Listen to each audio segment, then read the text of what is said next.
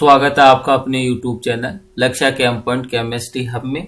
आज के इस पर्टिकुलर लेक्चर में अपन अध्ययन करेंगे नाइट्रो यौगिकों के बारे में।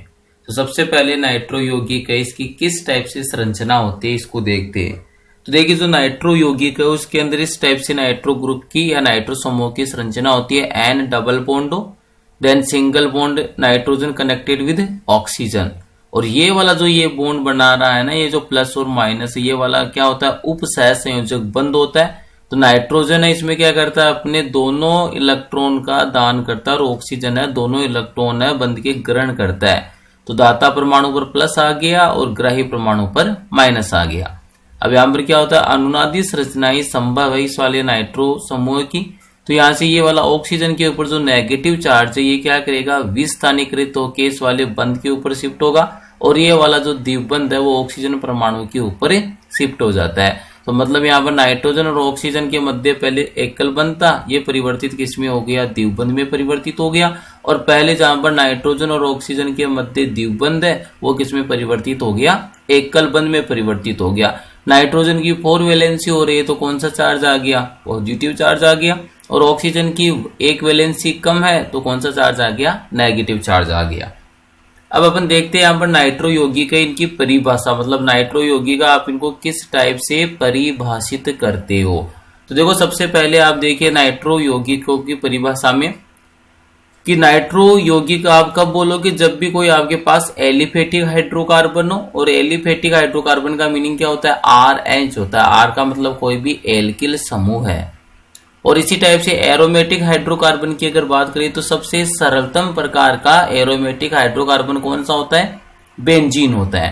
तो यहाँ पर परिभाषा किस प्रकार से बनेगी, एलिफेटिक हाइड्रोकार्बन अथवा एरोमेटिक हाइड्रोकार्बन के एक या अधिक हाइड्रोजन परमाणुओं का प्रतिस्थापन नाइट्रो समूह के द्वारा करने पर क्रमशः नाइट्रो एल्केन अथवा नाइट्रोबेंजीन का फॉर्मेशन या नाइट्रोबेंजीन का निर्माण होता है।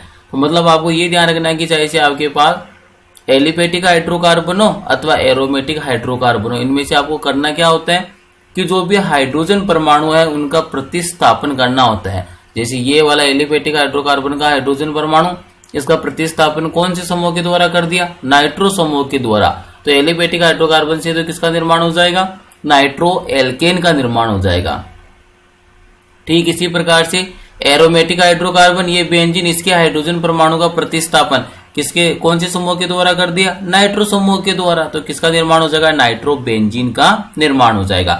मतलब यहां से आप एक या एक से अधिक हाइड्रोजन परमाणुओं का प्रतिस्थापन अगर नाइट्रो समूह के द्वारा करते हो तो बनने वाले यौगिक या तो नाइट्रो एल्केन होंगे, जब आपने एलिफेटिक हाइड्रोकार्बन से हाइड्रोजन परमाणु का प्रतिस्थापन किया होगा नाइट्रो से।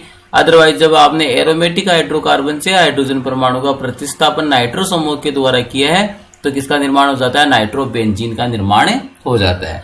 नेक्स्ट वाला पॉइंट देखिए, IUPAC नामकरण, मतलब जो भी ये आपके पास नाइट्रो यौगिक है इनका IUPAC नामकरण किस प्रकार से करते हो।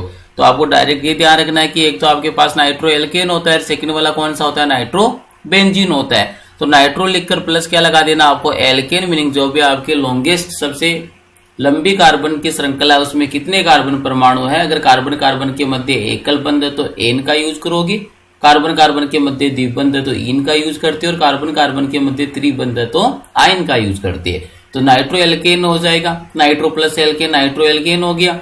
और एरोमेटिक हाइड्रोकार्बन के लिए नाइट्रो प्लस बेंजीन मतलब क्या हो जाएगा, नाइट्रो बेंजीन हो जाएगा। कुछ एग्जाम्पल्स अपन सोल्व करते हैं यहाँ पर।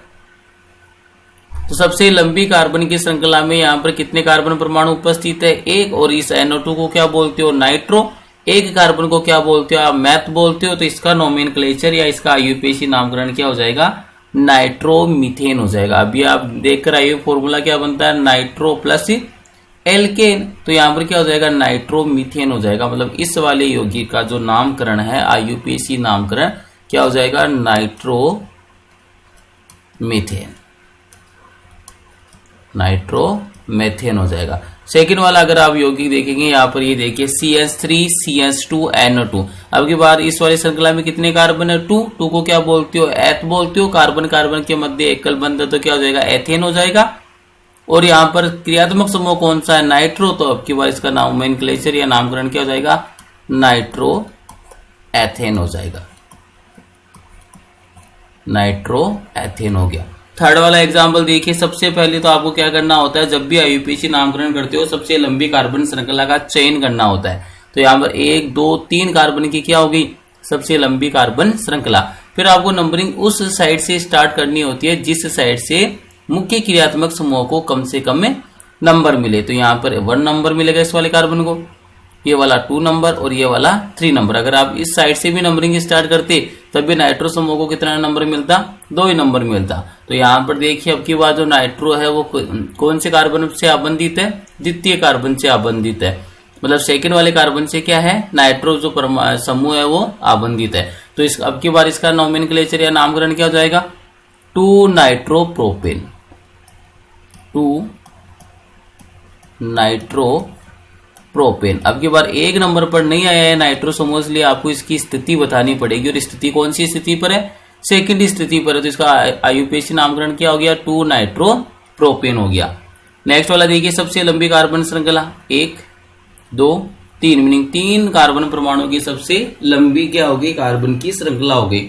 अब इस वाली कार्बन की श्रृंखला में जो जो नहीं आ रहा वो क्या आपके लिए प्रतिस्थापित समूह है। तो ये वाला प्रतिस्थापित समूह कौन सा होता है, मैथिल होता है, और ये वाला कौन सा है, नाइट्रो है। तो यहां पर देखिए इसका आईयूपीएसी नामकरण क्या हो जाएगा, 2 मैथिल, 2 मैथिल 2 नाइट्रो, 2 मैथिल 2 नाइट्रो। और कार्बन परमाणु कितने हैं सबसे लंबी श्रृंखला में, 3 को क्या बोलते हो, प्रोप बोलते हो, और कार्बन कार्बन के मध्य एकल बंध तो क्या हो जाएगा, प्रोपेन हो जाएगा। तो इसका आईयूपीएसी नामकरण क्या हो जाएगा, 2 मैथिल 2 नाइट्रो प्रोपेन हो जाएगा। अब देखिए एरोमेटिक सिस्टम के अंदर जब भी आता है तो एरोमेटिक सिस्टम में आपको ये ध्यान रखना है कि क्या बोलती है आप, नाइट्रो प्लस बेंजीन बोलते हो। तो ये वाला क्या हो गया, नाइट्रो, और ये वाली रिंग कौन सी, बेंजीन है। तो इसका आईयूपीएसी नामकरण क्या हो जाएगा, नाइट्रो बेंजीन हो जाएगा, नाइट्रो बेंजीन। ये हो गया इसका आईयूपीएसी नामकरण। नेक्स्ट वाला अगर एग्जांपल देखें तो ये वाली स्थिति कौन सी है, 1 नंबर, ये 2 नंबर कार्बन, और ये वाला 3 नंबर कार्बन। अगर आप इसका सामान्य नामकरण देखोगे तो क्या हो जाएगा, मेटा डाइनाइट्रो बेंजीन, क्योंकि 1,3 स्थिति को क्या बोलते हो आप, मेटा स्थिति बोलते हो। तो मेटा डाइनाइट्रो बेंजीन तो क्या हो गया इसका सामान्य नामकरण। अपन को कौन सा करना है, आईयूपीएसी वाला। तो क्या हो जाएगा, आईयूपीएसी के अंदर 2 नाइट्रो समूह उपस्थित है, एक तो 1 नंबर पर है, दूसरा 3 नंबर पर है। तो किस टाइप से होगा, बेंजीन, या फिर ऐसे मेंशन कर सकते हो 1,3 डाइनाइट्रो, 1,3 डाइनाइट्रो बेंजीन। ये क्या हो जाएगा, इसका आईयूपीएसी नामकरण हो जाएगा। तो ये हो गया इसका आईयूपीएसी नामकरण क्या हो गया, 1,3 डाइनाइट्रो बेंजीन। तो इस प्रकार से आप क्या कर सकते हो, इनका नामकरण कर सकते हो। अब बात आती है कि जो नाइट्रो यौगिक है इनका वर्गीकरण किस टाइप से होता है। तो ये देखिए यहां पर मैं मेंशन करता हूं नाइट्रो यौगिक, नाइट्रो यौगिक। ये जो नाइट्रो यौगिक है वो कितने कार्बन परमाणुओं से नाइट्रोजन जुड़ा हुआ है उसके आधार पर आप इसको वापिस से 3 भागों में विभाजित कर सकते हो। नाइट्रो यौगिक का मतलब क्या हो जाएगा, RNO2 हो जाएगा।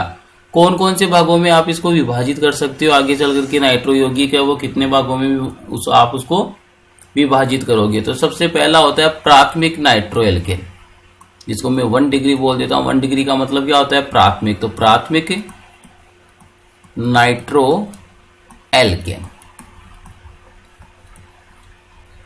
सेकंड वाला कौन सा हो जाएगा, द्वितीयक नाइट्रो एल्केन, जिसको मैं शॉर्ट में क्या बोल देता हूं, 2 डिग्री नाइट्रो एल्केन, RNO2 बोल देता हूं इसको।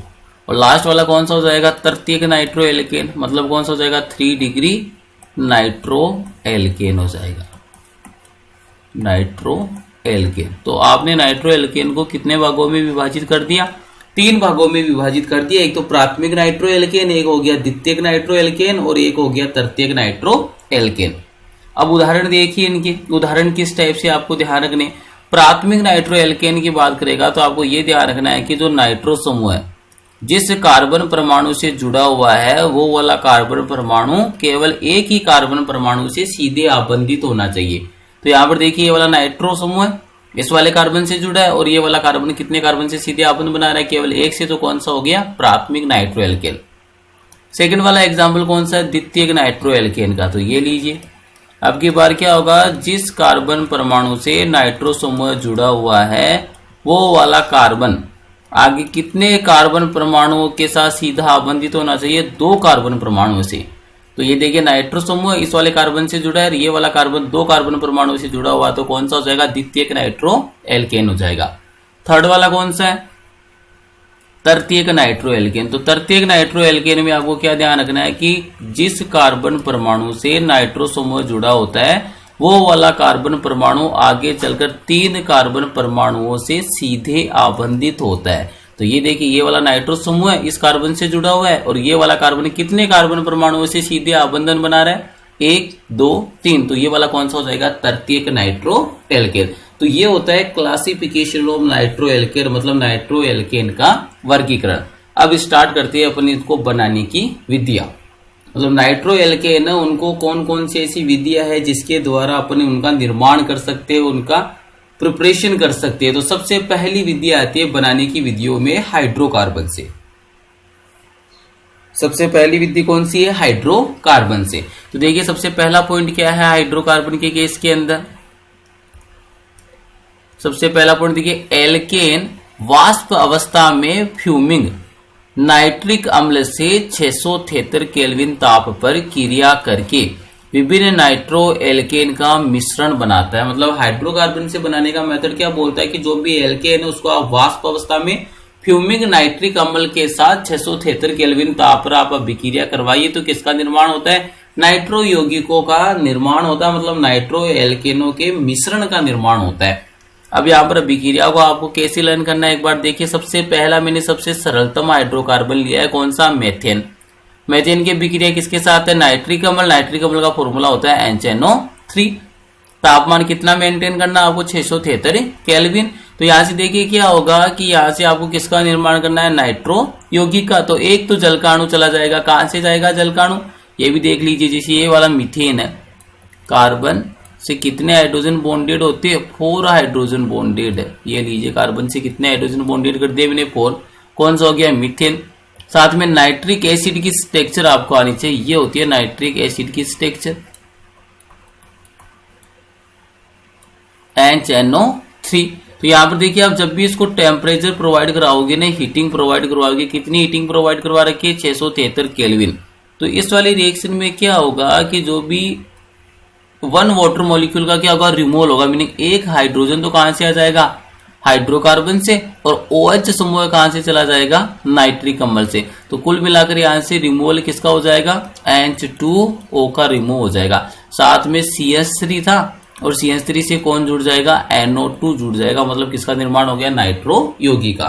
तो इस प्रकार से ये अभिक्रिया होती है। मतलब जब भी हाइड्रोकार्बन के साथ नाइट्रिक अम्ल 673 केल्विन ताप पर अभिक्रिया करेगा तो जल का अणु क्या होगा, निष्कासित होगा और उसके साथ में किसका निर्माण हो जाएगा, नाइट्रो एल्केन का निर्माण हो जाएगा। तो ये देखिए पहला example CH4 plus NCNO3 673 kelvin, किसका निर्माण हो गया, नाइट्रो मेथेन का निर्माण हो गया और साथ में क्या बन गया, जल का अणु बन गया। दूसरा वाला हाइड्रोकार्बन देखिए कौन सा, एथेन है। तो आपको यहाँ पर ये ध्यान रखना है कितने प्रकार के नाइट्रो एल्केन का निर्माण होगा, जितना आपको विकारक में जितने कार्बन दे रखे हैं ना उतने कार्बन के आप क्या बना सकते हो, नाइट्रो यौगिकों का निर्माण कर सकते हो। जैसे इथेन में कितने कार्बन है, 2। तो आप क्या करेंगे, एक नाइट्रो एल्केन तो बना दीजिए 2 कार्बन का और एक नाइट्रो एल्केन बना दीजिए 1 कार्बन का। तो देखिए यहाँ पर 2 मैंने उत्पाद बना दिए, एक में तो कितने कार्बन है, 2, और एक में कितने कार्बन है, 1 है। नेक्स्ट वाला एग्जाम्पल देखिए, ये वाला कौन है, प्रोपेन है। ये वाला कौन है, प्रोपेन। CH3 CH2 CH3 को क्या बोलते हो, प्रोपेन बोलते हो। तो प्रोपेन के अंदर कितने कार्बन है, 3। तो मतलब यहाँ पर कौन कौन से उत्पाद बनेंगे, 3 कार्बन का नाइट्रो एल्केन बना दीजिए, 2 कार्बन का नाइट्रो एल्केन बना दीजिए और 1 कार्बन का नाइट्रो एल्केन बना दीजिए। तो देखिए यहाँ पर ये लीजिए 3 कार्बन का नाइट्रो एल्केन, 1 कार्बन का नाइट्रो एल्केन और 2 कार्बन का नाइट्रो एल्केन। साथ में अगर 3 आपके पास कार्बन है तो एक नाइट्रो समूह आप कहां पर लगा सकते हो, मध्य वाले कार्बन पर लगा सकते हो। मतलब अधिक प्रतिस्थापी युक्त नाइट्रो एल्केन का निर्माण कर सकते हो। तो ये देखिए कहां पर लगा दिया मैंने, मध्य वाले पर। तो ये वाला जो मेथड है वो उपयुक्त विधि नहीं है। क्यों नहीं है, क्योंकि यहाँ पर नाइट्रो एल्केन का क्या प्राप्त होता है, मिश्रण प्राप्त होता है। अगर मान लीजिए आपके पास 5 कार्बन का कोई हाइड्रोकार्बन है तो उत्पाद कैसे बनाओगे, 5 कार्बन का नाइट्रो एल्केन बना दीजिए, 4 का बना दीजिए, 3 कार्बन का बना दीजिए, 2 कार्बन का बना दीजिए और एक कार्बन का। तो ये अच्छी विधि नहीं है, क्योंकि यहाँ पर आपको क्या प्राप्त होता है, मिश्रण प्राप्त होता है नाइट्रो यौगिकों का। नेक्स्ट वाला देखिए, बेंजीन, और बेंजीन की अभिक्रिया है नाइट्रिक अम्ल के साथ, और साथ में कौन सा अम्ल ले रखा है, H2SO4 सल्फ्यूरिक अम्ल। तापमान है 333 केल्विन तापमान। और ये आप पहले से जानते हो कि जो भी एरोमेटिक यौगिक है उनकी लाक्षणिक अभिक्रिया कौन सी होती है, इलेक्ट्रॉन स्नेही प्रतिस्थापन अभिक्रिया। और जब भी NCNO3 प्लस H2SO4 का मिक्सचर आता है, मिश्रण आता है, कौन सा इलेक्ट्रॉन स्नेह प्रदान करता है आपको, तो ये वाला यहाँ पर आपके पास इलेक्ट्रॉन स्नेह होता है नाइट्रोनियम, NO2 प्लस होता है। ये वाला इलेक्ट्रॉन स्नेह देता है कौन, NCNO3 प्लस H2SO4। तो यहाँ पर क्या करना, आपको बेंजीन से किसको अटैच कर देना है, इलेक्ट्रॉन स्नेह को। और इलेक्ट्रॉन स्नेह कौन हो गया, NO2 हो गया। तो यहाँ पर किसका निर्माण हो जाएगा, नाइट्रोबेंजीन का निर्माण हो जाएगा। नेक्स्ट वाली विधि देखिए, एल्किल हैलाइड से। ये वाला अपन पहले हेलोजन व्युत्पन्न में पढ़ रखा है कि जब भी सिल्वर के साथ नाइट्रोजन आता है तो तब बंध कौन बनाता है, नाइट्रोजन बनाता है। वहां पर अभिक्रिया थी एक तो AgNO2 के साथ और एक KNO2 के साथ। तो जब भी सिल्वर के साथ नाइट्रोजन आता है ना, हमेशा बंध कौन बनाएगा, नाइट्रोजन। तो यहाँ पर देखिए ये वाला एल्किल हैलाइड है, तो एल्किल हैलाइड की अभिक्रिया सिल्वर नाइट्राइड के साथ संपन्न करने पर किसका निर्माण होगा, मुख्य रूप से नाइट्रो एल्केन है। ये उत्पाद क्या बनेगा, मुख्य उत्पाद के रूप में प्राप्त होगा। तो थ्योरी देखिए एक बार, एल्किल ब्रोमाइड एवं एल्किल आयोडाइड को सिल्वर नाइट्राइड के साथ एल्कोहल में क्रिया कराने पर नाइट्रो एल्केन का निर्माण होता है। कुल मिलाकर आपको ये ध्यान रखना है कि एल्किल हैलाइड की अभिक्रिया सिल्वर नाइट्राइड के साथ संपन्न कराने पर नाइट्रो एल्केन का निर्माण होता है। अभिक्रिया कैसी हो जाएगी, RNO2 बन जाएगा और यहाँ से रिमूवल किसका हो जाएगा, AgX क्या हो जाएगा, यहाँ से निष्कासित हो जाएगा। और AgX है ना, ये क्या बनता है, प्रेसिपिटेट बनता है, मतलब अवक्षेप बन जाता है। इसकी PPT बन जाएगी, PPT, या फिर आप इसको हिंदी में बोल सकते हो अवक्षेप बन जाएगा। अगर यहाँ पर AgNO2 की जगह अभिक्रिया में कौन भाग लेता, KNO2, तो यहाँ पर आपको ध्यान रखना कि जब भी पोटेशियम नाइट्राइट अभिक्रिया में भाग लेता तो वहां पर निर्माण किसका होता है, एल्किल नाइट्राइट का होता है। ये अपने हेलोजन व्युत्पन्न में पहले सीख चुके हैं। नेक्स्ट वाली विधि देखिए, एनिलीन से। एनिलीन का नाइट्रस अम्ल NaNO2 प्लस HCl मिश्रण से प्राप्त किया जाता है। नाइट्रस अम्ल द्वारा डाइएजोटीकरण करके प्राप्त लवण का ताम्र चूर्ण युक्त जलीय सोडियम नाइट्राइड से क्रिया कराने पर नाइट्रोबेंजीन प्राप्त होती है। मतलब आप एनिलीन से भी किसका निर्माण कर सकते हो, नाइट्रोबेंजीन का निर्माण कर सकते हो। और इसके लिए इसने ये बोल दिया कौन सी अभिक्रिया के द्वारा जा सकते हो आप, गाटरमान अभिक्रिया के द्वारा जा सकते हो, जिसमें आपको पहले क्या करवाना पड़ेगा, डाइएजोटीकरण करवाना पड़ेगा। तो आइए अभिक्रिया किस प्रकार से संपन्न होती है इसको एक बार समझ लीजिए। एनिलीन बोला तो एनिलीन का मीनिंग क्या होता है कि बेंजीन रिंग से जब भी NH2 आबंधित होता है ना, तो आप इसी को क्या बोलते हो, एनिलीन बोलते हो। तो एनिलीन का मतलब भी क्या है, बेंजीन से कौन आबंधित होता है, NH2 समूह। और इसकी अभिक्रिया किसके साथ करवाते हो आप, नाइट्रस अम्ल। नाइट्रस अम्ल का क्या फॉर्मूला होता है, HNO2 फॉर्मूला होता है। तापमान कितना आप मेंटेन करते हो, 0 से लेकर 5 डिग्री सेल्सियस तापमान होता है। और आपको मैंने सिखा रखा है पहले भी कि जब भी एनिलीन की अभिक्रिया नाइट्रस अम्ल के साथ 0 से 5 डिग्री सेल्सियस तापमान पर संपन्न होती है, हमेशा किसका निर्माण होता है, डाइएजोनियम लवण का निर्माण होता है। तो ये तो लीजिए मैंने बना दिया बेंजीन, और जो ये नाइट्रोजन है किसमें परिवर्तित हो जाता है, डाइएजोनियम समूह में। डाइएजोनियम समूह का मतलब क्या है, नाइट्रोजन N2 के ऊपर पॉजिटिव और साथ में क्या बनेगा, X पर माइनस। इसका नाम क्या हो जाएगा, बेंजीन डाइएजोनियम हैलाइड। अब इसके आगे वाली स्टेप में ये बोला आपको अभिक्रिया किसके साथ करवा दीजिए, कॉपर चूर्ण के साथ। ये कैटालिस्ट है, उत्प्रेरक अभिक्रिया में।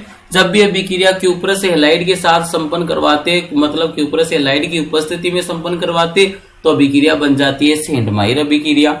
और जब भी बेंजीन डाइएजोनियम लवण की अभिक्रिया कॉपर चूर्ण की उपस्थिति में संपन्न करवाते, अभिक्रिया बन जाती है गाटरमान अभिक्रिया। तो कॉपर चूर्ण की उपस्थिति है, साथ में क्या चाहिए आपको, सोडियम नाइट्राइट NaNO2। और ये वाला कैसा चाहिए, जलीय चाहिए, क्योंकि जलीय अवस्था में होगा तभी आसानी से यहाँ से नाभिक स्नेह NO2 माइनस है वो आसानी से आक्रमण कर पाएगा।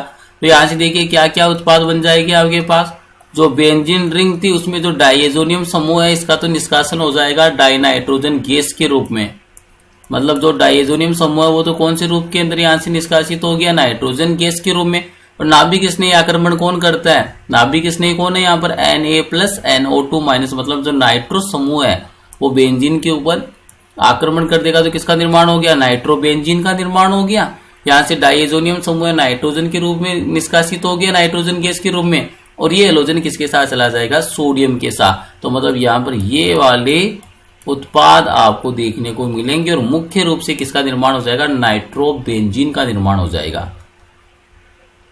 तो आप एनिलीन के द्वारा डाइएजोटीकरण करवा के और उसके बाद में गाटरमान अभिक्रिया की सहायता से नाइट्रोबेंजीन का निर्माण कर सकते हैं। इसका नाम क्या होता है, बेंजीन डाइएजोनियम हैलाइड होता है। कॉपर चूर्ण उत्प्रेरक का काम करेगा, नाभिक स्नेही का काम कौन करेगा, जलीय सोडियम नाइट्राइड करेगा।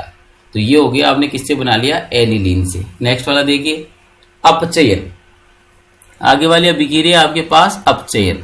इसमें विभिन्न मतलब जो नाइट्रो यौगिक है उसका अपचयन किस प्रकार से होता है, इसको आपको डिटेल के अंदर देखना है। तो सबसे पहले देखिए, अगर आप अपचयन की बात करते हो तो इसमें अपचयन विभिन्न पदों में संपन्न होता है एवं प्राप्त अंतिम उत्पाद अपचायक एवं अभिक्रिया में माध्यम पर निर्भर करता है। मतलब इसके अंदर जो अपचयन होता है नाइट्रो यौगिक का, पहली बात तो वो विभिन्न पदों में संपन्न होता है, साथ में कौन सा उत्पाद बनेगा वो निर्भर करता है आपने कौन सा अपचायक का उपयोग किया है, और साथ में अभिक्रिया का माध्यम कौन सा है, मतलब उदासीन माध्यम में संपन्न हो रही है, क्षारीय माध्यम में संपन्न हो रही है, या अम्लीय माध्यम में अभिक्रिया संपन्न हो रही है। तो सबसे पहले अपने कॉमन थीम देखते हैं, नाइट्रो यौगिकों का अपचयन किस प्रकार से होता है। तो ये देखिए, यहाँ पर अभिक्रिया को स्टार्ट किया है मैंने नाइट्रो एल्केन से। जो भी अपचायक होगा, और आपको ये इजीली पता है कि अपचयन का मतलब क्या होता है, हाइड्रोजन का जुड़ना क्या होता है, अपचयन कहलाता है, और ऑक्सीजन का बाहर निकलना भी क्या कहलाता है, अपचयन कहलाता है। दोनों ही सही परिभाषा है, मतलब क्या हो जाएगा, हाइड्रोजन का जुड़ना भी अपचयन कहलाता है, और साथ में क्या ध्यान रखना है आपको, ऑक्सीजन का बाहर निकलना भी क्या कहलाता है, अपचयन कहलाता है। अब देखिए, आपको किस टाइप से इस सीक्वेंस को लर्न करना है कि किस टाइप से अपचयन होगा तो कौन सा उत्पाद बनेगा। सबसे पहले देखिए, नाइट्रो एल्केन जो भी अपचायक होगा कितने हाइड्रोजन प्रदान करेगा, 2 हाइड्रोजन। तो आपको ये ध्यान रखना है कि आपको जब भी नाइट्रो यौगिकों का अपचयन पढ़ते हो, आपको एक एक ऑक्सीजन को क्या करते जाना है, हटाते जाना है। रिपीट कर रहा हूं मैं वापिस से, जब भी नाइट्रो यौगिकों का आप अपचयन पढ़ते हो तो आपको क्या करना है कि जो नाइट्रो यौगिक है ना उसमें से एक एक ऑक्सीजन को क्या करते जाना है, रिमूव करते जाना है, हटाते जाना है। सबसे पहला स्टेप देखिए, 2 हाइड्रोजन आएगा तो एक ऑक्सीजन को लेकर चला गया, कौन बाहर चला गया, -H2 बाहर चला गया।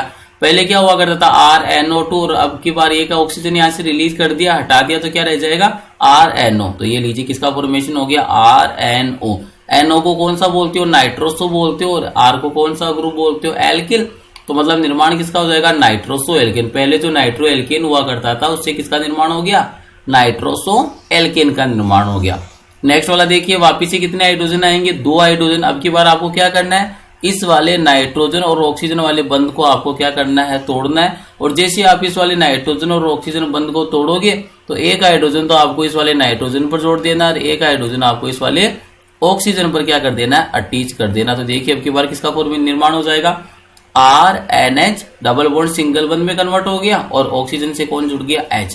तो क्या बन गया, RNHOH। और आपको पता है NH2OH को क्या बोलते हो, हाइड्रोक्सिल एमीन। और अब की बार हाइड्रोक्सिल एमीन के एक हाइड्रोजन का प्रतिस्थापन किससे कर दिया, एल्किल समूह से। तो नाम क्या हो जाएगा इसका, एल्किल हाइड्रोक्सिल एमीन हो जाएगा।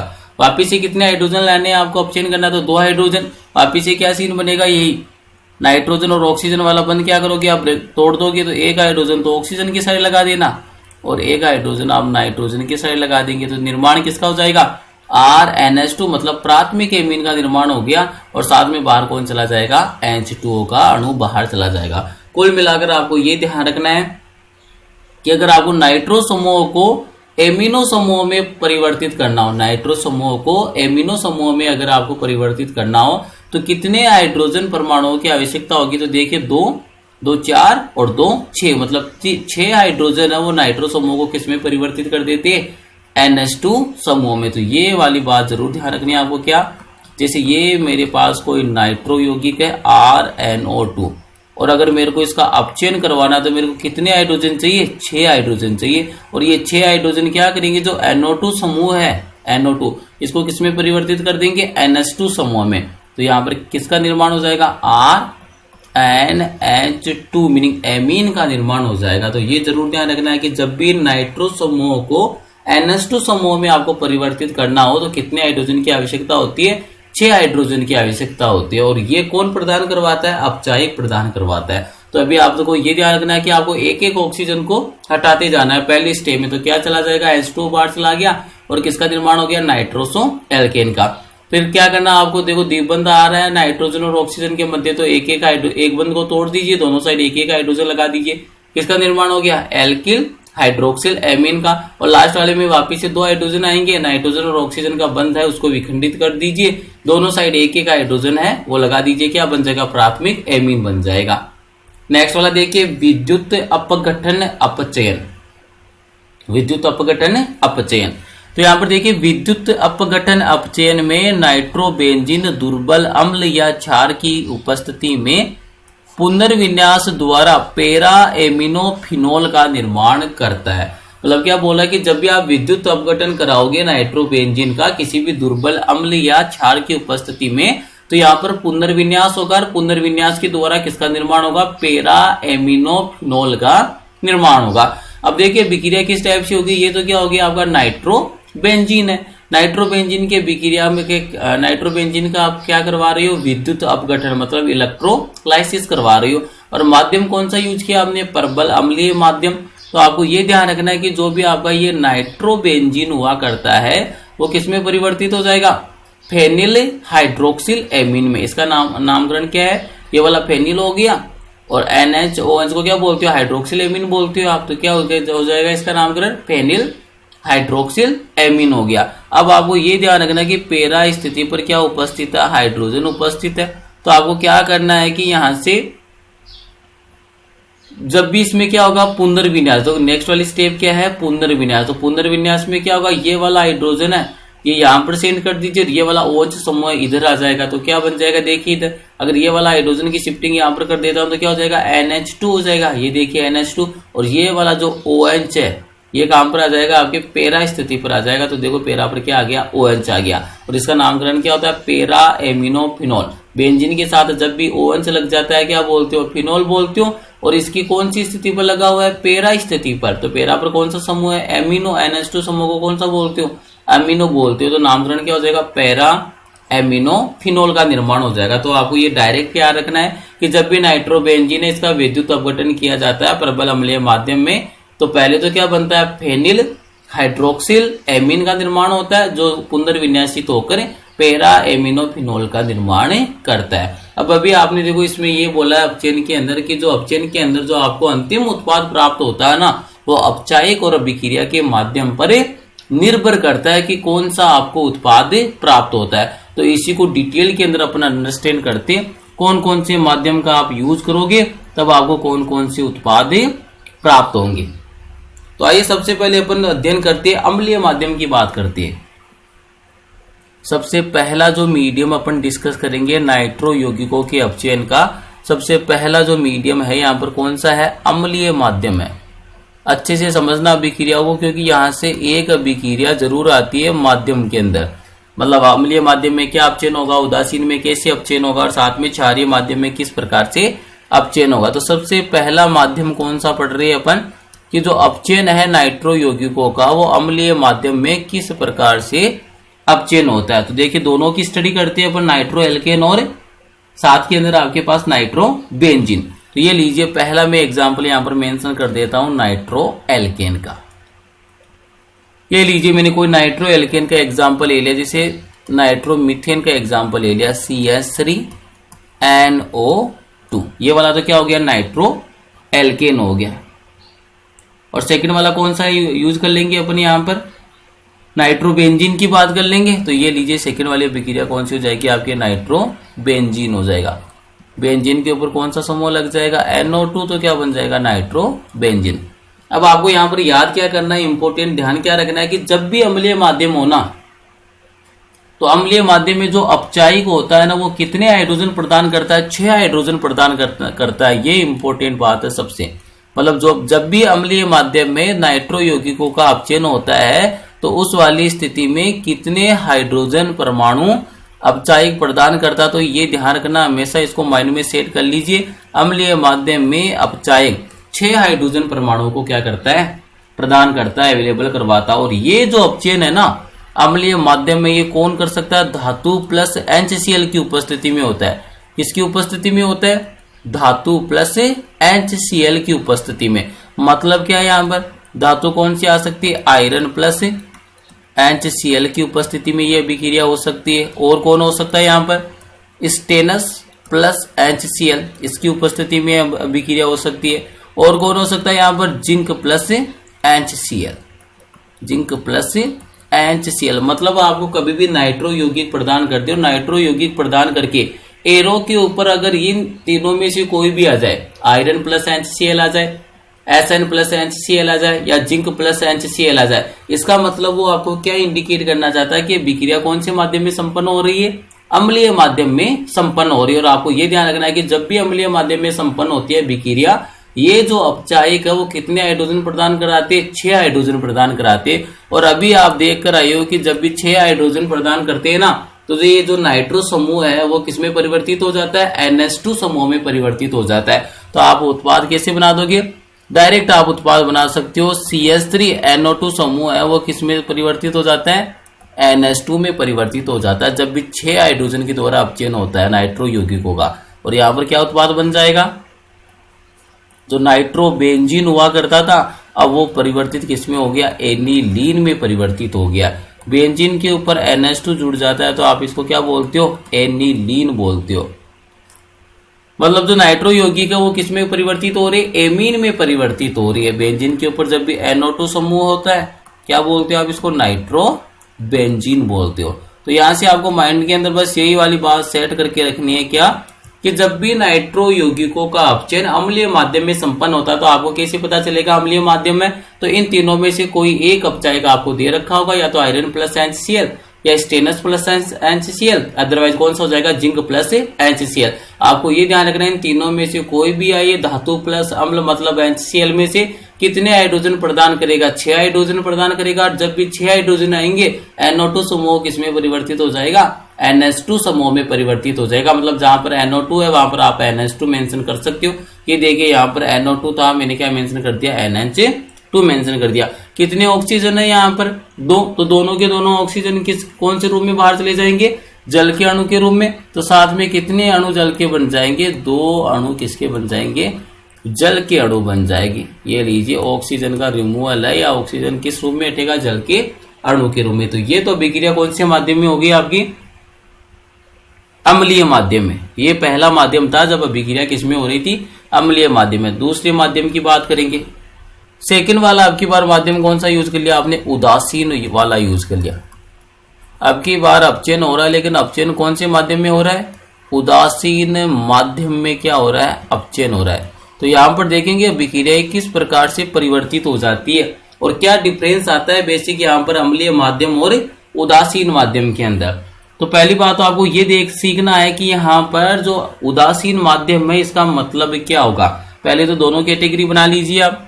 ये लीजिए मैं पहला वाला मेंशन कर देता हूं एलिफेटिक नाइट्रो एल्केन का, और सेकंड वाला मेंशन कर लेते हैं अपन एरोमेटिक नाइट्रो एल्केन का।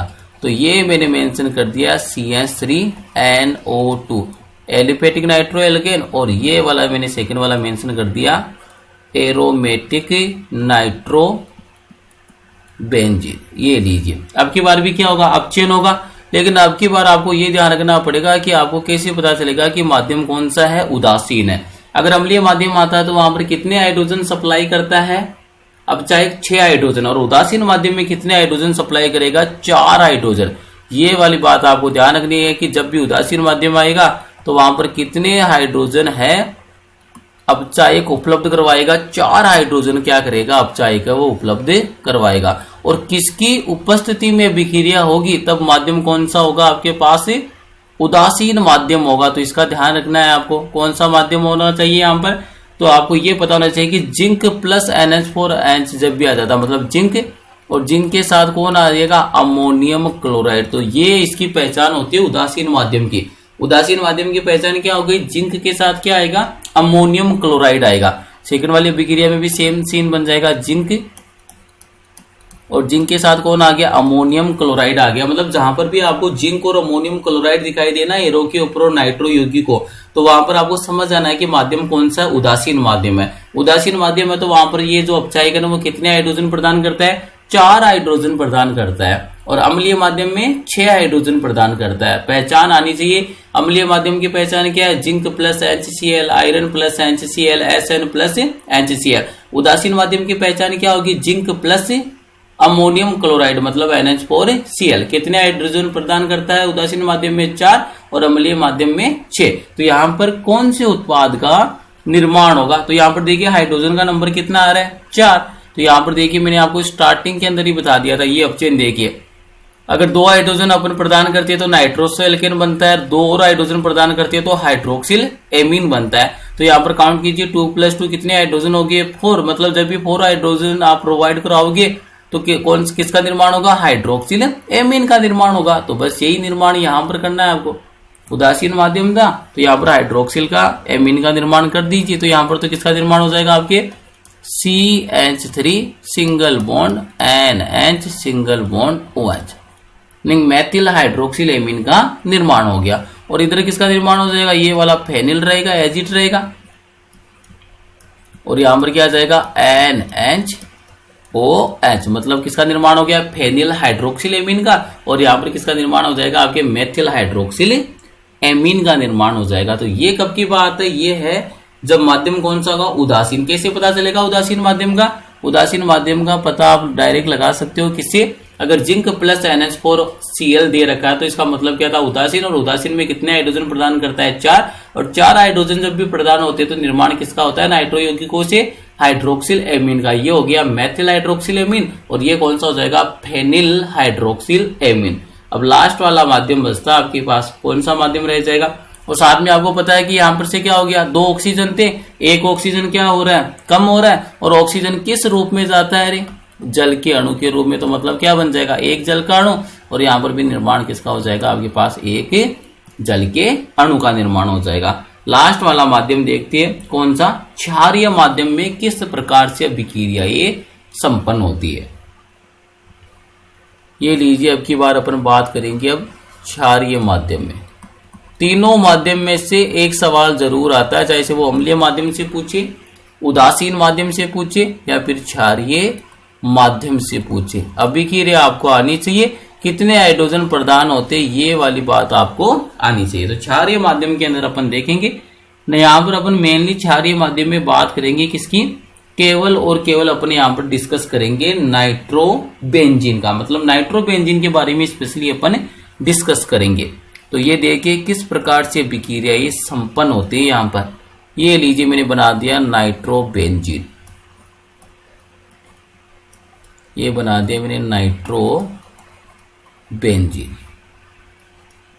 3 कंडीशन है अभिक्रियाओं में, तो तीनों को एक साथ स्टडी करेंगे तभी अपन को इजीली लर्न हो पाएगा। ये भी नाइट्रोबेंजीन और थर्ड वाला भी क्या हो जाएगा आपके पास, नाइट्रोबेंजीन। कौन सा माध्यम की बात कर रहे हो, क्षारीय माध्यम की। तो क्षारीय माध्यम में पहली बात आपको ये ध्यान रखना है कि कितने कितने हाइड्रोजन परमाणु है अपचायक उपलब्ध करवाएगा। तो सबसे पहले अभिक्रिया में तो 6 हाइड्रोजन आएंगे, दूसरी वाली अभिक्रिया में 2-2 हाइड्रोजन इंक्रीज करते जाओ, 8 हाइड्रोजन उपलब्ध करवाएगा अपचायक। और तीसरी वाली अभिक्रिया में कितने हाइड्रोजन उपलब्ध करवाएगा, 10 हाइड्रोजन उपलब्ध करवाएगा। साथ में इंपोर्टेंस क्या है, यहाँ पर उपस्थिति किसकी होगी, ये इंपोर्टेंट है। मतलब ये जो हाइड्रोजन उपलब्ध होंगे ना, 6 हाइड्रोजन, 8 हाइड्रोजन और 10 हाइड्रोजन, तो इसकी उपस्थिति कौन कौन से आपके पास ऐसे अभिकर्मक होंगे जो इतने हाइड्रोजन है वो उपलब्ध करवाएंगे। अब यही आपको याद रखना है, क्योंकि यही से क्या होता है क्वेश्चन गलत हो जाता है, प्रॉब्लम। यहाँ पर देखिए सबसे पहले के अंदर आपको ये याद रखना पड़ेगा ग्लूकोज, और ग्लूकोज के साथ क्या है, सोडियम हाइड्रोक्साइड है NaOH। तो जब भी क्षारीय माध्यम हो तो मतलब क्या आएगा, NaOH आएगा। और अगर ग्लूकोज के साथ हो तो कितने हाइड्रोजन प्रदान करता है, 6 हाइड्रोजन उपलब्ध करवाता है। सेकेंड वाला देखिए, सेकेंड वाला कौन सा है, जिंक, और जिंक के साथ कौन सा आएगा, NaOH आएगा, मतलब सोडियम हाइड्रोक्साइड। और ये जो सोडियम हाइड्रोक्साइड है ना, ये वाला कौन सा वाला है, एल्कोहल वाला है। कौन सा वाला है, एल्कोहल के अंदर घोल कर रखा है आपने किसको, सोडियम हाइड्रोक्साइड को। और तीसरे वाले के अंदर ध्यान रखना जिंक है, और जिंक के साथ कौन है वापिस से सोडियम हाइड्रोक्साइड ही है, लेकिन अब की बार सोडियम हाइड्रोक्साइड को आपने कौन सा ले लिया, जलीय, मतलब जो सोडियम हाइड्रोक्साइड को अब की बार आपने किसमें घोल कर रखा है, जलीय में। तो ये तीनों डिफरेंस आपको आनी चाहिए। पहली बात तो क्षारीय माध्यम में 3 प्रकार की शर्तें बन सकती है, जिसमें पहली अभिक्रिया में 6 हाइड्रोजन उपलब्ध करवाएगा अपचायक, दूसरी वाली अभिक्रिया में 8 हाइड्रोजन उपलब्ध करवाएगा अपचायक, और तीसरी वाली अभिक्रिया में 10 हाइड्रोजन उपलब्ध करवाता है अपचायक। अब ये काम कब कब होगा, जब भी ग्लूकोज के साथ केवल एनियन चाहेगा तो उस वाली कंडीशन में 6 हाइड्रोजन उपलब्ध होंगे। जिंक के साथ सोडियम हाइड्रोक्साइड, लेकिन सोडियम हाइड्रोक्साइड कौन सा वाला है, एल्कोहल वाला, तो कितने हाइड्रोजन उपलब्ध होगा, 8 हाइड्रोजन। और अगर जिंक के साथ सोडियम हाइड्रोक्साइड आ जाए, तो सोडियम हाइड्रोक्साइड कौन सा वाला, जलीय वाला, तो उस वाली कंडीशन में कितने हाइड्रोजन उपलब्ध करवाएगा अपचायक, 10 हाइड्रोजन है वो यहाँ पर क्या होंगे, उपलब्ध होंगे। अब बात आती है यहाँ पर उत्पाद की, उत्पाद का निर्माण कैसे होगा, तो आपको ये ध्यान रखना है कि जो भी अभिकारक है ना, यहाँ पर अभिकारक के आपको कितने अणु लेकर चलना है, 2-2 अणु, मतलब जो भी नाइट्रोबेंजीन है इसके कितने अणु अभिक्रिया में भाग लेंगे, 2-2 अणु अभिक्रिया में भाग लेंगे। पहला उत्पाद बनाना सीख लीजिए, उसके बाद में आप उत्पाद इजीली बना सकते हो। तो देखो पहला उत्पाद है, इसकी किस प्रकार से संरचना होती है इसको अच्छे से एक बार अंडरस्टैंड कीजिए। 2 अणु ले रखे, तो यहाँ पर देखो निर्माण में C6H5 जो बेंजीन है ना, फेनिल विले, फेनिल समूह को इस टाइप से लिख सकता हूँ C6H5। सबसे पहले बनता है डाईएजो वाला यौगिक बनता है। डाईएजो का मतलब क्या होता है, N2 और दोनों तरफ संयोजकता, इसको बोलती है डाईएजो समूह बोलते हैं अपन, एजो समूह बोलते हैं, sorry, nitrogen double bond nitrogen दोनों तरफ संयोजकता, तो इसको कौन सा समूह बोलते हैं, एजो समूह बोलते हो। तो यहाँ पर 2 अणु लिए थे, तो इधर भी कौन जुड़ जाएगा, C6H5 जुड़ जाएगा, और एक नाइट्रोजन से उपसह संयोजक बंध के द्वारा किसको आबंधित कर दीजिए, ऑक्सीजन को आबंधित कर दीजिए। साथ में जल के अणु लिख सकते हो कि यहाँ पर कौन सा अणु बाहर जाएगा, जल का अणु निष्कासित होगा। नाम क्या है इसका, अब देखो नोमेनक्लेचर अच्छे से समझिए आप। यहाँ पर जब भी आप इसके नोमेनक्लेचर की बात करोगे तो देखो C6H5 N double bond N single bond C6H5, और अभी मैंने आपको ये बताया कि जब भी ये वाला समूह आता है ना, नाइट्रोजन डबल बॉन्ड नाइट्रोजन, इधर भी संयोजकता इधर भी संयोजकता, इसको बोलते हैं आप एजो समूह। ये वाला कौन सा समूह है, एजो समूह होता है। ये वाला कौन सा समूह होता है, एजो समूह है। अब देखो इस वाले एजो समूह से कौन जुड़ा हुआ है, इधर भी बेंजीन है, इधर भी कौन जुड़ा हुआ है, बेंजीन जुड़ा हुआ है। तो इस टोटल का नाम क्या हो जाएगा, ये वाला N2 तो क्या हो गया, एजो, ये बेंजीन तो क्या हो जाएगा, एजो बेंजीन, और इसके साथ कौन जुड़ा हुआ है, ऑक्सीजन, और ऑक्सीजन के लिए किसका यूज कर लोगे आप, एजोक्सी का यूज कर लोगे। तो यहाँ पर देखो जो पहले उत्पाद बना है ना, इस वाले उत्पाद का नाम क्या हो जाएगा, एजोक्सी बेंजीन हो जाएगा। इस उत्पाद का नाम क्या है, एजोक्सी बेंजीन, एजोक्सी बेंजीन बनेगा। मतलब जब भी ग्लूकोज के साथ सोडियम हाइड्रोक्साइड आएगा क्षारीय माध्यम के अंदर, तो जो नाइट्रोबेंजीन है उसका अपचयन होकर कौन सा उत्पाद का निर्माण होता है, एजोक्सी बेंजीन का निर्माण होता है। सेकंड वाला देखो, यहाँ पर 6 हाइड्रोजन थे, यहाँ पर कितना हो गया, 8 हाइड्रोजन। तो देखो अब आप उत्पाद आसानी से बना सकते हो। 2 हाइड्रोजन एक्स्ट्रा, तो मतलब ये वाला ऑक्सीजन है ना, इसको लेकर चले जाएंगे 2 हाइड्रोजन। तो अब की बार उत्पाद की संरचना कैसे बनेगी, C6H5 single bond nitrogen double bond nitrogen single bond C6H5, और वापिस से किसका रिमूवल हो जाएगा, वाटर मॉलिक्यूल है, जल का अणु बाहर चला जाएगा। इतनी देर क्या बोल रहे थे आप, ऑक्सीजन था, तब क्या बोल रहे थे, इसको ऑक्सी लगा रहे थे, अदरवाइज क्या था, एजो बेंजीन, लेकिन ऑक्सीजन के कारण क्या बोला था आपने, इसको एजोक्सी बेंजीन। अब की बार ऑक्सीजन हट गया तो क्या बोल दूंगा, एजो बेंजीन बोल दूंगा। तो मतलब जब भी जिंक और एनियन से अल्कोहल वाला आता है, तो उस वाली कंडीशन में कौन से उत्पाद का निर्माण होता है, एजो बेंजीन का निर्माण होता है। इसका नाम क्या होता है, एजो बेंजीन। कौन सा उत्पाद का निर्माण हो गया, एजो बेंजीन का निर्माण हो गया। लास्ट वाला देखिए, अब की बार क्या किया, 8 हाइड्रोजन से 2 हाइड्रोजन और बढ़ा दिए। तो आपको क्या करना है, इस वाले द्विबंध को तोड़कर एक हाइड्रोजन इधर लगा देना है, एक हाइड्रोजन इधर लगा देना है। तो क्या उत्पाद बन जाएगा आपके पास, जब भी आप किसका यूज करोगे, सोडियम हाइड्रोक्साइड के साथ, सोडियम हाइड्रोक्साइड जलीय वाला जिंक के साथ यूज करोगे, निर्माण किसका होगा, C6H5 सिंगल बॉन्ड नाइट्रोजन। एक द्विबंध को तोड़ देना है यहां से, तो क्या हो जाएगा, सिंगल बंद आ जाएगा, इधर नाइट्रोजन, दोनों तरफ हाइड्रोजन लगाना है, तो ये लीजिए क्या हो जाएगा, C6H5, और इस वाले नाइट्रोजन से भी कौन अटैच हो जाएगा, यहाँ पर हाइड्रोजन। क्लियर है। और यहाँ पर भी सह उत्पाद के रूप में बाहर कौन निकलेगा, जल का अणु है वो बाहर निकल जाएगा और इसका नामकरण क्या हो जाएगा, इसका नामकरण हो जाएगा ए हाइड्रेजोबेंजीन। इसका नाम हो जाएगा ए हाइड्रेजोबेंजीन, हाइड्रेजोबेंजीन नाम हो जाएगा, ए हाइड्रेजोबेंजीन इस उत्पाद का नाम हो जाएगा। तो कुल मिलाकर क्षारीय माध्यम में आपको ये ध्यान रखना है, पहली बात तो जो नाइट्रो बेंजीन इसके दो अणु अभिक्रिया में भाग लेके, साथ में ये वाले अभिकर्मक याद कर लीजिए, ग्लूकोज प्लस एनियन पहली अभिक्रिया में, दूसरे में क्या हो गया zinc plus sodium hydroxide alcohol वाला, तीसरी वाले में जिंक प्लस एनियन कौन सा वाला, जलीय वाला। ग्लूकोज प्लस एनियन से 6 हाइड्रोजन उपलब्ध करवाता है, एनियन से एल्कोहल वाला आता है जिंक के साथ 8 हाइड्रोजन, और एनियन से जलीय वाला आता है किसके साथ, जिंक के साथ, तो 10 हाइड्रोजन। एक उत्पाद यहाँ से बनाना सीख लीजिए एजोबेंजीन, और एक नाइट्रोजन से क्या बना दीजिए, उपसहसंयोजक बंध से ऑक्सीजन बनाकर क्या बोल देंगे आप इसको, एजोक्सीबेंजीन। फिर देखो 6 से 2 हाइड्रोजन बढ़ाइए तब कितना हुआ 8, तो मतलब इस वाले ऑक्सीजन को हटा दीजिए, क्या बन जाएगा एजोबेंजीन। फिर 8 से 2 हाइड्रोजन और बढ़ा दिए जलीय एनियंस के अंदर, तो क्या हो जाएगा, जो ये वाला द्विबंध है इसको विखंडित करके एकल बंध में कन्वर्ट कर लीजिए, क्या बन जाएगा ए हाइड्रेजोबेंजीन। तो यहां से सवाल जरूर बनता है आपके पास माध्यम से, तो इसको जरूर आना चाहिए। अम्लीय माध्यम में 6 हाइड्रोजन उपलब्ध होते हैं, उदासीन माध्यम के अंदर कितने हाइड्रोजन उपलब्ध होते हैं, 4 हाइड्रोजन उपलब्ध होती है, और उपलब्ध कौन करवाता है, जिंक प्लस अमोनियम क्लोराइड। और जब बात आती है क्षारीय माध्यम तो ये तीनों कैटेगरी आपको आनी चाहिए। नेक्स्ट वाली देखिए विक्रिया हेलोजनीकरण, नेक्स्ट वाली विक्रिया कौन सी है, हेलोजनीकरण। तो देखिए यहाँ पर क्या है, हेलोजनीकरण के अंदर अल्फा हाइड्रोजन युक्त प्राथमिक एवं द्वितीयक नाइट्रो एल्केन सोडियम हाइड्रोक्साइड की उपस्थिति में हेलोजन से क्रिया करते। तो यहाँ पर देखिए सबसे पहला ये लिखा है इसने CH3NO2 मतलब नाइट्रोमीथेन है। तो इस वाले नाइट्रोमीथेन के पास कितने अल्फा हाइड्रोजन है, तो देखो नाइट्रो ये समूह इस वाले कार्बन से जुड़ा हुआ है। देखिए इधर मैं इसको एक्सप्लेन कर देता हूं अच्छे से, जैसे ये वाली संरचना बनाकर बताता हूं मैं आपको नाइट्रोमीथेन की संरचना कैसे होती है। ये होती है आपके पास नाइट्रोमीथेन की अभिक्रिया, यहाँ से कौन जुड़ जाएगा, NO2 समूह जुड़ जाएगा।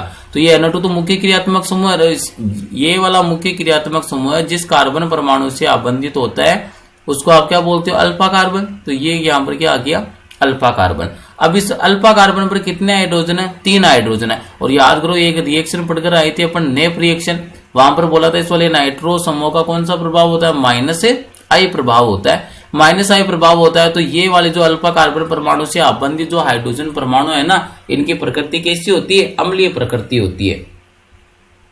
इनकी प्रवृत्ति कैसी होती है, अम्लीय प्रकृति होती है। और साथ में देखो अभिक्रिया किसके साथ है, सोडियम हाइड्रोक्साइड के साथ अभिक्रिया है NaOH। और आपको पता है NaOH तो किसका काम करता है, बेस का काम करता है। और बेस को एक ही काम आता है, अधिक अम्लीय हाइड्रोजन को क्या कर लेता है, ग्रहण कर लेता है। तो यहाँ पर कितने हाइड्रोजन को ग्रहण कर लेगा, ये 1 2 3 अल्फा हाइड्रोजन है, तो तीनों अल्फा हाइड्रोजन को यहाँ से हटा देगा। और साथ में अभिक्रिया और किसके साथ है, हेलोजन के साथ। हेलोजन का मतलब क्या हो गया, X2 हो गया। तो यहां से हाइड्रोजन को उठाकर क्या लगा दोगे आप, हेलोजन लगा दोगे। तो देखिए सबसे पहले नाइट्रोमीथेन की अभिक्रिया कितने क्लोरीन आ जाएंगे, 3 क्लोरीन, और 3 ही क्या आ जाएंगे, सोडियम हाइड्रोक्साइड आ जाएंगे। तो यहाँ से तीनों अल्फा हाइड्रोजन को उठाकर कौन आ जाएगा, हेलोजन आ जाएगा। हेलोजन का मतलब क्लोरीन आ जाएगा। तो क्या बन जाएगा, CH3 की जगह क्या लिख दूंगा, CCl3 लिख दूंगा। ये लीजिए CCl3, और नाइट्रो सेम रहेगा एज इट NO2।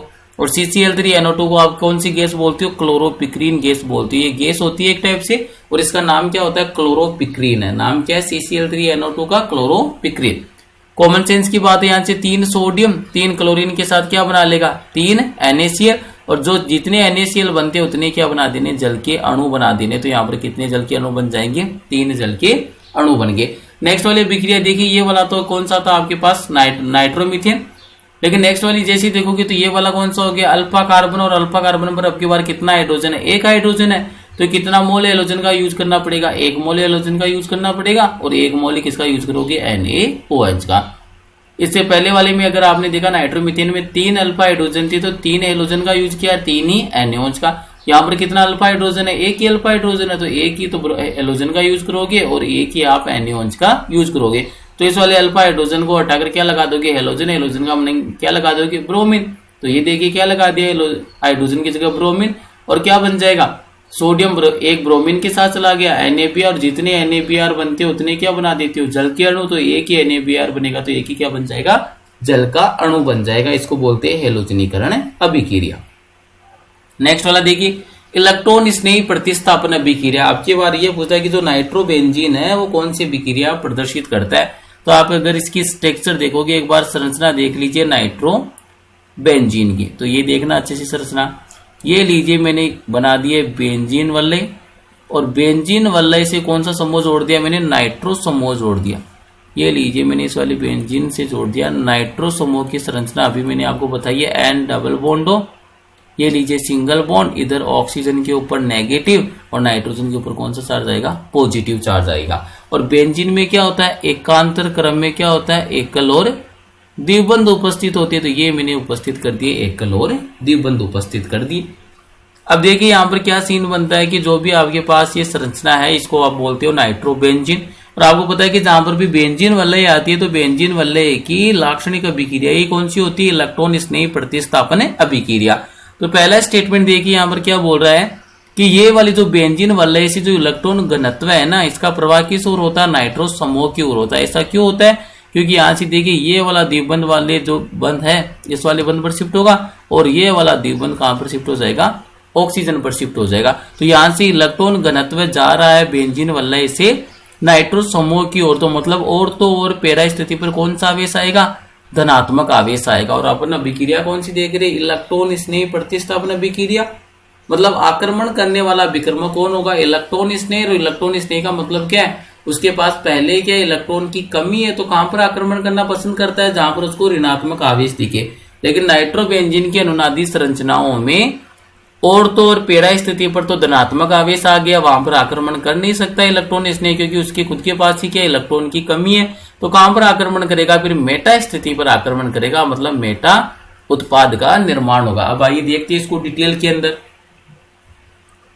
नाइट्रोबेंजीन में उपस्थित नाइट्रो समूह मेटा निर्देशी एवं विसक्रियणकारी समूह है। ये इंपॉर्टेंट बात है कि ये जो नाइट्रो समूह क्या कर रहा है, इस वाले बेंजीन वलय से इलेक्ट्रॉन घनत्व को अपनी ओर आकर्षित कर रहा है। इसके कारण नाइट्रो समूह कैसा हो गया, मेटा निर्देशी हो गया। मतलब आने वाले इलेक्ट्रॉन स्नेह को ये बोलेगा कि मेटा स्थिति के ऊपर आकर उसको बंद बनाना पड़ेगा, तो मेटा निर्देशी हो गया।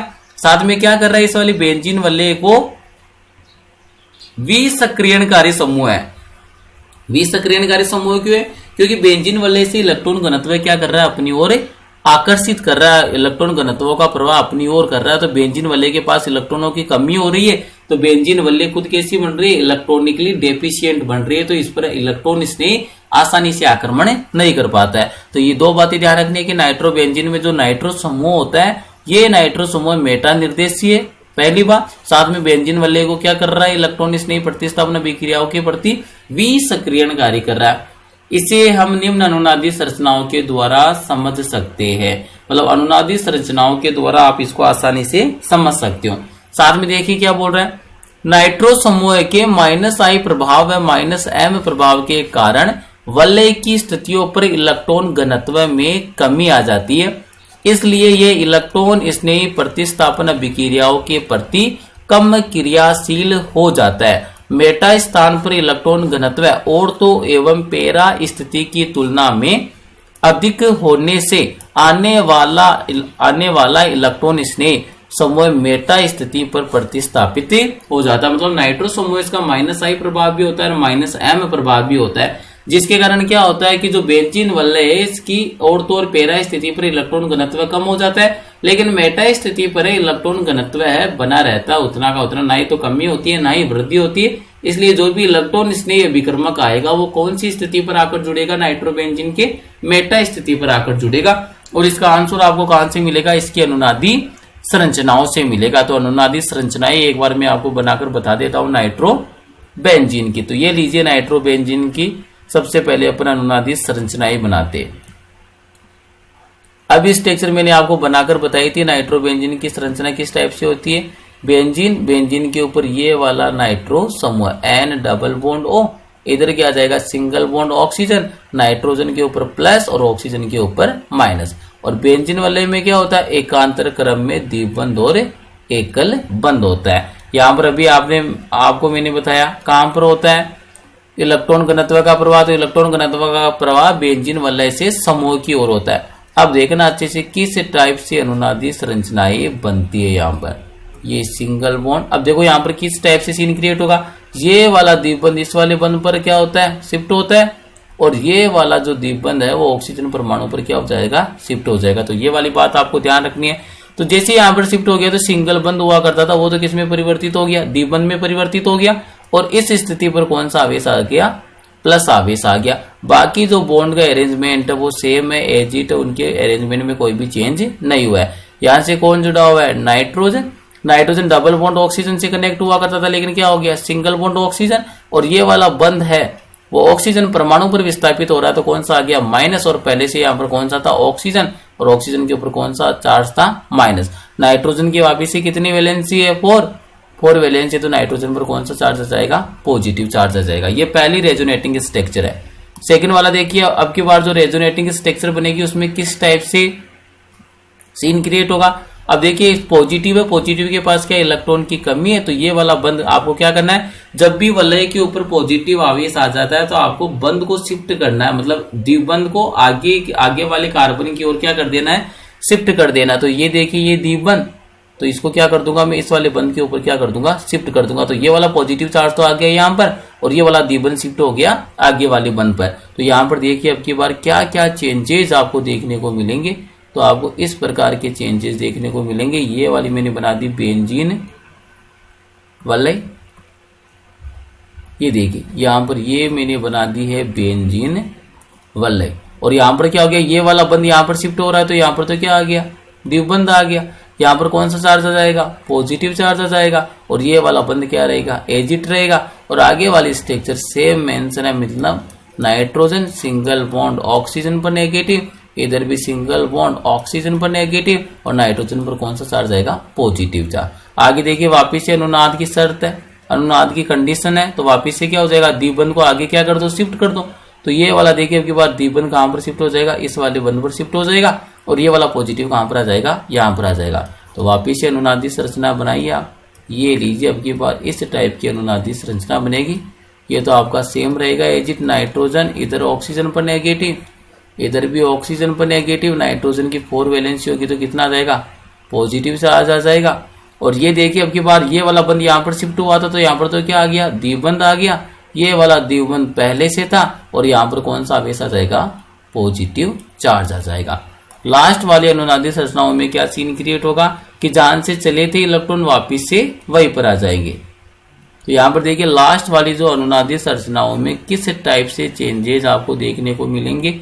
ये वाली तो मैंने बना दी बेंजीन वाले। अब देखो यहाँ से क्या होगा, ये वाला माइनस है ना, तो ये वाला तो यहाँ पर इस वाले बंध पर शिफ्ट हो जाएगा, और ये वाला बंध कहाँ पर, अगले वाले बंध पर शिफ्ट हो जाएगा। तो देखिए क्या क्या सीन बन गए यहाँ पर, ये नाइट्रोजन, ये लीजिए डबल बॉन्ड ऑक्सीजन का फॉर्मेशन हो गया, सिंगल बॉन्ड ऑक्सीजन पर नेगेटिव, नाइट्रोजन की वापिस से 4 वैलेंसी, तो कौन सा चार्ज आ गया, पॉजिटिव चार्ज आ गया। ये वाला द्विबंध अगले वाले बंध पर शिफ्ट हो गया, तो मतलब यहाँ पर कौन सा बंध बन जाएगा, द्विबंध बन जाएगा, और पहले से यहाँ पर द्विबंध उपस्थित है। तो ये क्या होती है, नाइट्रोबेंजीन की अनुनादी संरचनाएं। अब आप क्या कर रहे हो, इन अनुनादी संरचनाओं में अगर आप देखोगे तो जो नाइट्रोबेंजीन है उसकी ऑर्थो और पैरा स्थिति पर कौन सा आवेश आया है, धनात्मक आवेश, और आप इस पर आक्रमण किसका करवाना चाह रहे हो, इलेक्ट्रॉन स्नेह। और इलेक्ट्रॉन स्नेह का मतलब क्या होता है, ई पॉजिटिव होता है। तो इसके पास इलेक्ट्रॉन की पहले से कमी है, कहां पर आक्रमण करना पसंद करेगा, जहां पर इलेक्ट्रॉन की अधिकता मिले। तो ऑर्थो और पैरा स्थिति पर तो इलेक्ट्रॉन की कमी है, तो कौन सी स्थिति पर आक्रमण करेगा, फिर मेटा स्थिति पर आक्रमण करेगा। इसीलिए आपने ये बोला है कि नाइट्रोबेंजीन में नाइट्रो समूह का -I व -M प्रभाव होने के कारण इलेक्ट्रॉन स्नेही मेटा स्थिति पर क्या होता है, आबंधित होता है। क्लियर है, ये वाला रीजन समझ में आ गया होगा। अब कौन कौन से विक्रिया ये नाइट्रोबेंजीन की इलेक्ट्रॉन स्नेही प्रतिस्थापन विक्रिया, इसको अपन ने हेलोजन व्युत्पन्न में पढ़ लिया था। जो आपको एक टेबल बनवाई थी, उस वाली टेबल में 5 मैंने लिखे थे इलेक्ट्रॉन स्नेह। अब की बार क्या करना, आपको उन इलेक्ट्रॉन स्नेह को कहां पर जोड़ना है, केवल मेटा स्थिति पर जोड़ना है। एक एग्जाम्पल में आपको बता देता हूं, ये लीजिए, जैसे आपके पास ये आ गया नाइट्रोबेंजीन आपको प्रोवाइड कर दी, ये लिख दिया मैंने नाइट्रोबेंजीन, और इसकी अभिक्रिया आपको ये बोल दी, इसकी अभिक्रिया करवाइए सल्फ्यूरिक एसिड के साथ H2SO4 के साथ। अब आपको पता होना चाहिए, हेलोजन व्युत्पन्न में अपन ने पढ़ लिया कि जब भी H2SO4 आता है तो उस वाली स्थिति में कौन सा इलेक्ट्रोफाइल बनता है, उस वाली स्थिति में इलेक्ट्रोफाइल बनता है SO3H पॉजिटिव, ये वाला इलेक्ट्रॉन स्नेही बनता है। और अभी आपने देख लिया कि अनुनादी संरचनाओं में नाइट्रोबेंजीन की अनुनादी संरचनाओं में और तो और पैरा स्थिति पर तो कौन सा आवेश आता है, प्लस आवेश आता है। इलेक्ट्रॉन स्नेह कौन सा SO3H कहां पर जुड़ेगा, फिर मेटा पर जुड़ेगा, तो मतलब मेटा पर ये जोड़ देना आप SO3H। ठीक है, तो ये क्या हो जाएगी, इस प्रकार से इसकी इलेक्ट्रॉन स्नेह प्रतिस्थापन अभिक्रिया हो जाएगी नाइट्रोबेंजीन की। फिर देखिए नाभिक स्नेह प्रतिस्थापन अभिक्रिया, उपरोक्त अनुनादी संरचनाओं में ऑर्थो एवं पैरा स्थिति पर धनावेश उपस्थित है, अतः परबल क्षार मतलब जो ठोस केओज की उपस्थिति में नाभिक स्नेह नाइट्रोबेंजीन में ऑर्थो एवं पैरा स्थिति पर योग करता है। अब की बार आक्रमण किसका करवा रहा है, नाभिक स्नेह। नाभिक स्नेह का मतलब क्या हो गया, OH माइनस, और आपको इजीली पता है कि OH माइनस है तो कहां पर आक्रमण करेगा, जहां पर प्लस मिलेगा। और अभी अनुनादी संरचनाएं बनाकर देखिए कि प्लस कहां पर आता है, ऑर्थो और पैरा स्थिति पर, मतलब ऑर्थो पर भी आक्रमण होगा और पैरा पर आक्रमण होगा, और मुख्य उत्पाद कौन सा हो जाएगा, पैरा वाला हो जाएगा। तो ये नाइट्रोबेंजीन तो सेम आ गया, एक बार ऑर्थो पर लगा दिया नाभिक स्नेह, एक बार पैरा पर लगा दिया, और मुख्य उत्पाद कौन सा बोल दूंगा, पैरा वाला। ये वाला उत्पाद कौन सा होता है, मुख्य उत्पाद होता है। तो यहां पर अगर आपके जो नाइट्रो यौगिक है वो कंप्लीट होते हैं, और नाइट्रो यौगिक कंप्लीट होने के साथ साथ जो नाइट्रोजन युक्त क्रियात्मक समूह वाले यौगिक है ये भी फिनिश होता है चैप्टर नंबर 13। Thank you. अगर आपको वीडियो में कुछ सीखने को मिला है तो वीडियो को लाइक करना है, चैनल को सब्सक्राइब करना है, अपने क्लासमेट और फ्रेंड के साथ ज्यादा से ज्यादा चैनल को शेयर करना है। Thank you.